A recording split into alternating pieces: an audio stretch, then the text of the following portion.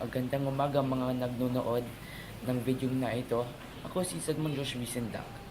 At ang paksa para sa video ito ay Luneta Park. Ang magsasabi ng impormasyon tungkol sa kaysaysayan ng Luneta Park ay si Gabo Gonzales. Ang Luneta Park ay isa sa pinakatanyag na lugar sa Pilipinas. Malamang ganito ang paningin sa lugar dahil ito ay puno sa kasaysayan. Noong Disyembre 30, 1886, pinatay si Jose Rizal sa lugar na ito.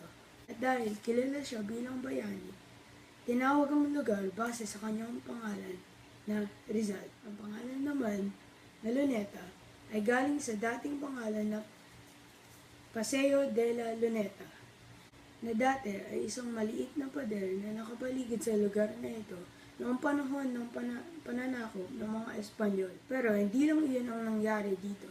Dito rin naganap ang pagdeklara ng kalayaan ng ating bansa galing sa mga Amerikano. Ito ay nangyari noong Hulyo 4. Tapos ang pananakop ng mga makapangyarihan na bansa, naging malaya na tayo.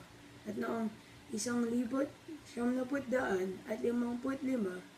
diniklara na rin ni Ramon Magsaysay ang espesyal na lugar na ito bilang National Park.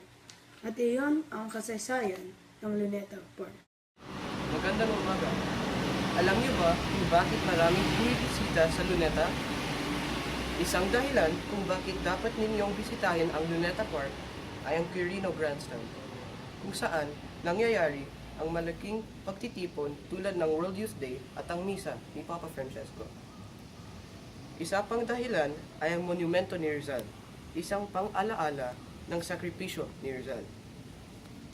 Ang Luneta ay isang makasaysayang lugar mula sa panahon ni Rizal hanggang ngayon sa pagbisita ng Papa. Maging parte ka rin ng kasaysayan. Pasyal ka na sa Luneta. Salamat, Pio. Maganda, no? Ang Luneta Park ay may malungkot na kaysaysayan, subalit maraming kagandahan na lugar pwede mong bisitahin. Sana hindi kayo, yung mga tao na gustong bisitahin ang lugar na parang hindi sa Pilipinas, sana hindi ninyo makakalimutan ang kagandahan ng Pilipinas. Ang Pilipinas ay maraming lugar na pwede mong bisitahin. At ang Luneta Park ay isa sa mga iyon. Sana hindi mo makakalimutan ang mga lugar ng Pilipinas.